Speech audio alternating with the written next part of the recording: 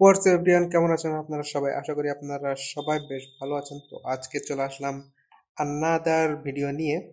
এবং আজকে আমরা প্রথমেই আমাদের গত দিনের যে প্রোগ্রামটা সেটি আমরা ওপেন করে নিব। আচ্ছা, তো আজকে আমরা যে জিনিসগুলো দেখব, তো গতদিন আমরা যেই প্রোগ্রামটা করেছিলাম সেই প্রোগ্রামটা অলরেডি এখানে রয়েছে, আপনারা দেখতে পারতেছেন। অর্থাৎ আমরা গতদিন দেখেছিলাম যে কিভাবে একটি সিঙ্গেল লেটার, ইংরেজি লেটার বা যে কোনো লেটার প্রিন্ট করা যায় বা আউটপুটে দেখানো যায় বা ইউজারকে দেখানো যায়, সেটি আমরা গতদিন দেখেছিলাম। আচ্ছা, তো আমাদের এখানে যে আউটপুটটা আমরা দেখব, এখানে আমরা গতদিন যে প্রোগ্রামটা করেছিলাম সেই প্রোগ্রামটার এখানে যে আউটপুটটা আমরা দেখব সেটা হলো first letter of my name, then আমাদের নামের প্রথম লেটার অর্থাৎ আর, সেটি এখানে প্রিন্ট করে দেখাবে, তাই না? আচ্ছা, এবং অবশ্যই মাঝখানে একটা স্পেস থাকবে, যেমনটা আপনারা আউটপুটে এখনই দেখতে পারবেন। আচ্ছা, ওকে। তো মাঝখানে এখানে একটা স্পেস থাকবে, বিকজ আমি এই যে এখানে স্পেস দিয়েছি এবং এই স্পেসটা এখানে আউটপুটে অবশ্যই দেখাবে।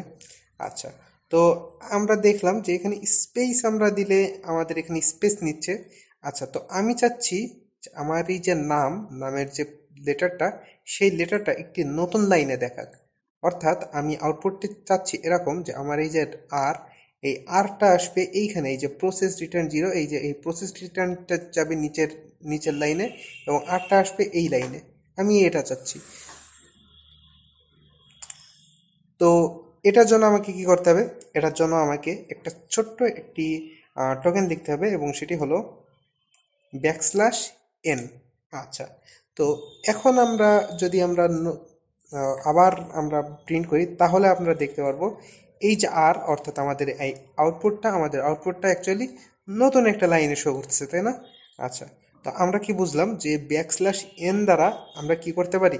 আমরা প্রোগ্রামের আউটপুটটা আগে একটি নতুন লাইন প্রিন্ট করতে পারি, তাই না? আচ্ছা, তো এই যে জিনিসটা, এটাকে বলে স্কেপ সিকোয়েন্স।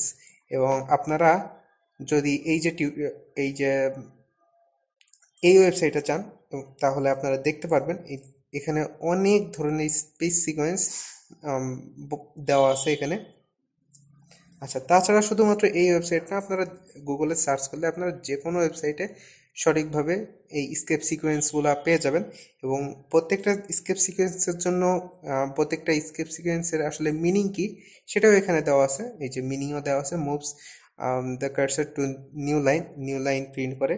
আচ্ছা, ইনসার্ট হরিজন্টাল ট্যাব, অর্থাৎ ডাবল স্পেস, সরি, মানে 5টা ক্যারেক্টার যে স্পেস নেই ততটুকু পরিমাণ স্পেস এই \t দিলে ঠিক ততটুকু পরিমাণ স্পেস ইউজ হবে। আচ্ছা, তো এইগুলো আপনারা আপনাদের প্রোগ্রামে ইউজ করতে পারেন এবং প্রত্যেকটিতে কেমন আউটপুট দেখাই সেটি অবশ্যই আমাকে কমেন্ট সেকশনে জানাবেন। তো আজকের ভিডিওটি অ্যাকচুয়ালি এ পর্যন্তই। যদি ভিডিওটি ভালো লেগে থাকে, please like, share and subscribe to my channel. So thank you everyone, have a good day.